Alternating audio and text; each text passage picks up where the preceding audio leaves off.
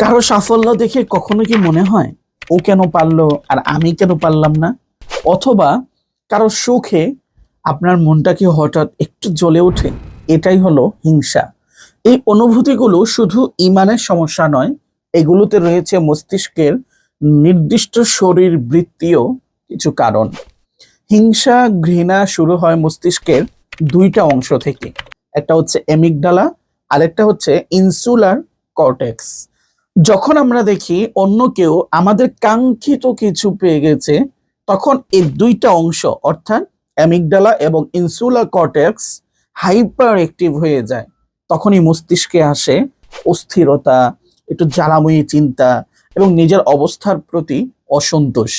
রাসূল সাল্লাল্লাহু আলাইহি ওয়াসাল্লাম আমাদেরকে সাবধান করে বলেছেন, হিংসা ভালো আমলগুলোকে এমন ভাবে নষ্ট করে দেয় যেমন আগুন কাঠকে পুড়িয়ে দেয়।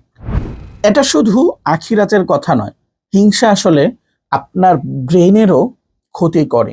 গবেষণায় দেখা গেছে হিংসা ও ঘৃণায় কর্টিসল হরমোন বেড়ে যায়, যেটা মনের শান্তিটা কেড়ে নেয়, আপনার ডিসিশন মেকিং দুর্বল হয়ে যায়, আপনার শরীরে রোগের ঝুঁকিও কিন্তু বাড়ে।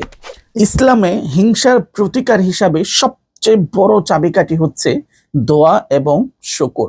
যখনই মনের মধ্যে কারোর প্রতি হিংসা আসবে, তখন আপনি বলতে পারেন আল্লাহুম্মা বারিক লাহু।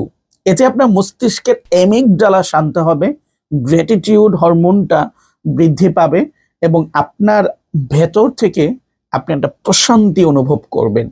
নিয়মিত শুকর আদায় করা, চর্চা করা মস্তিষ্কের উপর আশ্চর্য রকমের প্রভাব ফেলে। গ্র্যাটিটিউড জার্নালিং বা কৃতজ্ঞতা প্রকাশ করলে মস্তিষ্কের প্রিফ্রন্টাল কর্টেক্স শক্তিশালী হয়। আপনার চিন্তা দেখবেন তখন ইতিবাচক হয়ে যাচ্ছে, হিংসার প্রবণতা কমে যাচ্ছে, আপনার আত্মায় অন্যরকম একটা প্রশান্তি পাচ্ছেন। রাসূল সাল্লাল্লাহু আলাইহি ওয়াসাল্লাম বলতেন, যে ব্যক্তি মানুষের প্রতি কৃতজ্ঞ হয় না, সে আল্লাহ তাআলার প্রতিও কখনো কৃতজ্ঞ হতে পারে না। হিংসা কখনো আপনাকে সুখী হতে দেবে না, বরং আপনাকে জ্বলন্ত কয়লার মতো নিয়মিত পোড়াতে থাকবে। কিন্তু দোয়া, শুকুর এবং আল্লাহ তাআলার প্রতি সন্তুষ্টি আপনাকে দেবে সত্যিকারের প্রশান্তি। যে হৃদয় অন্যের সুখে বরকতের দোয়া করতে পারে, সে হৃদয়ে আল্লাহ তাআলা সুখ বর্ষণ করেন।